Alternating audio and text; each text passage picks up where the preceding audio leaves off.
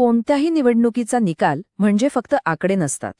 तो असतो त्या भागातील लोकांच्या आशा आकांक्षांचा एक आरसा. आज आपण सावंतवाडीच्या निकालाचं विश्लेषण करणार आहोत. कुणाला दोष देण्यासाठी नाही, तर यातून भविष्यासाठी एक नवा सकारात्मक मार्ग कसा शोधता येईल हे समजून घेण्यासाठी. डेटा आणि लोकांचा आवाज या दोन्हींच्या आधारावर विजयाचा आराखडा कसा तयार करता येतो ते पाहूया. हा प्रश्न आपल्याला विचार करायला लावतो. कारण खरं तर निवडणूक फक्त शेवटच्या काही दिवसांच्या प्रचारात जिंकली किंवा हरली जात नाही. कधीकधी निकालाची दिशा आधीच ठरलेली असते आणि याला कारण असतं धोरणातल्या चुका, आघाडीत एकजुटीचा अभाव आणि लोकांपर्यंत आपली गोष्ट प्रभावीपणे न पोहोचवणं. हे सगळं प्रणालीगत अपयश आहे. ही कहाणी आहे सावंतवाडीची, कोकण किनारपट्टीचा एक महत्त्वाचा भाग. इथली जमीन, इथले लोक, बागायती, मासेमारी, काजूची शेती हेच त्यांचं जगणं आहे. आणि कोणत्याही राजकीय विश्लेषणाची मुळं ह्याच मातीत आणि इथल्या लोकांच्या दैनंदिन आयुष्यात घट्ट रुजलेली असतात. तर सावंतवाडीच्या या मातीत लोकांच्या नेमक्या कोणत्या समस्या दडलेल्या आहेत?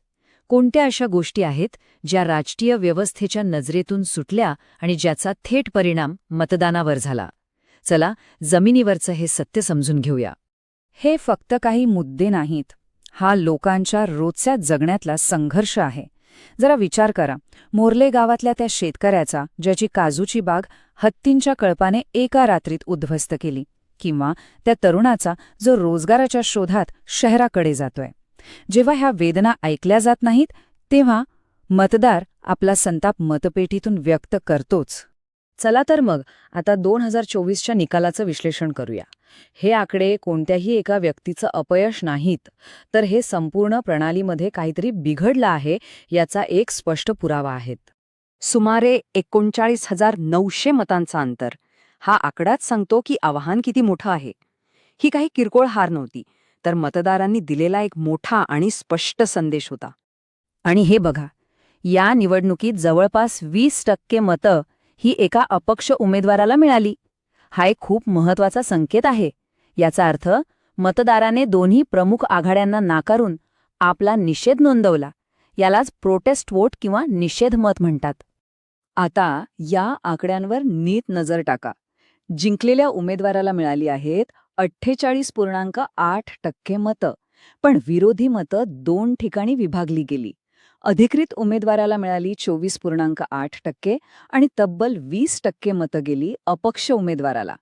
ही मतांची विभागणीच निकालाचं संपूर्ण चित्र स्पष्ट करते. जेव्हा विरोधी शक्ती एकसंध नसते तेव्हा त्याचा थेट फायदा सत्ताधारी पक्षाला होतो. पराभवाची ही कहाणी 2 आघाड्यांवर लढली गेली. एकीकडे होती अंतर्गत आव्हानं, म्हणजे आघाडीतले आपापसातले मतभेद आणि स्थानिक मुद्द्यांकडे झालेलं दुर्लक्ष. तर दुसरीकडे होतं एकसंध आणि प्रभावी प्रचार करणाऱ्या विरोधकांचं मोठं आव्हान. या दोन्ही आघाड्यांवर पक्ष कमी पडला. एक गोष्ट लक्षात घ्यायला हवी, 2024चा हा निकाल अचानक घडलेला नाही. याच्यामागे एक मोठा ऐतिहासिक संदर्भ आहे जो गेल्या अनेक वर्षांपासून तयार होत होता. चला तो संदर्भ समजून घेऊया. इथूनच आपल्याला पुढे काय करायचं याचे धागेदोरे सापडतील. ही टाईमलाईन आपल्याला एक खूप महत्त्वाची गोष्ट सांगते. 1995 पासून मतदारसंघाचा कल बदलत गेला, पण 2009 पासून एक नाव मात्र स्थिर आहे, दीपक केसरकर. त्यांनी पक्ष बदलले पण मतदार त्यांच्यासोबत राहिला. यातून त्यांची वैयक्तिक पकड आणि स्थानिक पातळीवरचं मजबूत जाळं स्पष्ट दिसतं. आणि हे चित्र खूपच रोचक आहे. विजेत्या उमेदवाराची मतांची टक्केवारी साधारणपणे स्थिर राहिली आहे, पण विजयाचं अंतर मात्र खूप वरखाली झालंय. याचा अर्थ काय? याचा सरळ अर्थ असा आहे की जेव्हा जेव्हा विरोधी पक्ष एकसंध आणि मजबूत होता तेव्हा तेव्हा लढत अगदी चुरशीची झाली, आणि जेव्हा विरोधी मतं विभागली गेली तेव्हा विजयाचं अंतर खूप वाढलं. ठीक आहे, आतापर्यंत आपण काय चुकलं याचं निदान केलं. आता आपण पुढे काय करायचं यावर बोलूया. राजकीय विश्वास आणि लोकांचा पाठिंबा पुन्हा मिळवण्यासाठी एक स्पष्ट आणि कृतिशील आराखडा कसा असू शकतो ते पाहूया. या मोठ्या आव्हानाला सामोरं जाण्यासाठी ही आहे चतुर्मुख रणनीती. पहिला चेहरा आहे लोकशास्त्र, लोकांमध्ये जाऊन त्यांचा विश्वास पुन्हा जिंकणं. दुसरा आहे सांस्कृतिक स्वराज्य, मराठी अस्मितेला पुन्हा जागृत करणं. तिसरा चेहरा आहे अर्थनीती, तरुणांना रोजगाराची आणि विकासाची हमी देणं. आणि चौथा सर्वात महत्वाचा आखाडा, म्हणजे विखुरलेल्या कार्यकर्त्यांना पुन्हा एकत्र आणून संघटना मजबूत करणं. पण ही रणनीती प्रत्यक्षात कशी आणायची? त्यासाठी ही आहे एक 90 दिवसांची योजना. सुरुवात होईल लोकांचं म्हणणं ऐकून घेण्यापासून, त्यांच्या समस्या समजून घेण्यापासून. त्यानंतर मुद्द्यांवर आधारित मोहीम उभी करायची आणि शेवटी एक असं नवं, शक्तिशाली कथन तयार करायचं जे लोकांना आपलंसं वाटेल. अर्थात या रणनीतीला यशस्वी करण्यासाठी एक योग्य उमेदवार असणं अत्यंत आवश्यक आहे. तो फक्त एक नेता नसावा, तर तो लोकांच्या समस्यांचा आवाज बनणारा एक तक्रार निवारक असावा, जो प्रामाणिक असेल, सहज उपलब्ध असेल आणि लोकांच्या प्रश्नांसाठी तळमळीने लढणारा असेल. ही चर्चा फक्त एका मतदारसंघापुरती किंवा एका निवडणुकीपुरती मर्यादित नाही. हा एक आधुनिक, नैतिक आणि प्रभावी शासनाचा एक व्यापक दृष्टिकोन आहे. राजकारण हे फक्त निवडणुका जिंकण्यापुरतं नसतं, ते त्याही पलीकडे असतं. आणि हे वाक्य या संपूर्ण विश्लेषणाचं सार आहे. लोकशाही राजकारणाचा मूळ उद्देश सेवा आणि लोकांच्या समस्यांचे निराकरण हाच आहे.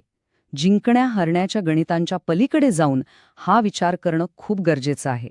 शेवटी हे आहे एका नव्या राजकारणाचं चित्र, जिथे प्रत्येक नागरिकाच्या सन्मानाला महत्त्व दिलं जातं. सार्वजनिक जीवनात बोलताना जबाबदारीचं भान ठेवलं जातं. मतदारांशी संवाद साधताना त्यांच्या गोपनीयतेचा आणि संमतीचा आदर केला जातो. आणि माहितीचा वापर केवळ निवडणुका जिंकण्यासाठी नाही, तर लोकांपर्यंत सेवा पोहोचवण्यासाठी केला जातो. हीच तत्वे सावंतवाडीच्या त्या शेतकऱ्याला, त्या मच्छीमाराला आणि त्या बेरोजगार तरुणाला विश्वास देतील. तर मग अविश्वासाने दुभंगलेली ही राजकीय व्यवस्था पुन्हा एकदा एका संवादाने, एका गावाने, एका वेळी एका वचनाने पुन्हा बांधली जाऊ शकते का? कदाचित या मोठ्या आव्हानातच उत्तर दडलेलं आहे. जर तुम्हाला एक लोककेंद्रित नेता बनायचा असेल आणि तुमच्या मतदारसंघाचा विकास करायचा असेल, तर blueprintstrategies.ai शी mgr@blueprintstrategies.ai वर संपर्क साधा किंवा 0800 402 100 402 वर कॉल करा. राजकारणाच्या पलीकडचा उद्देश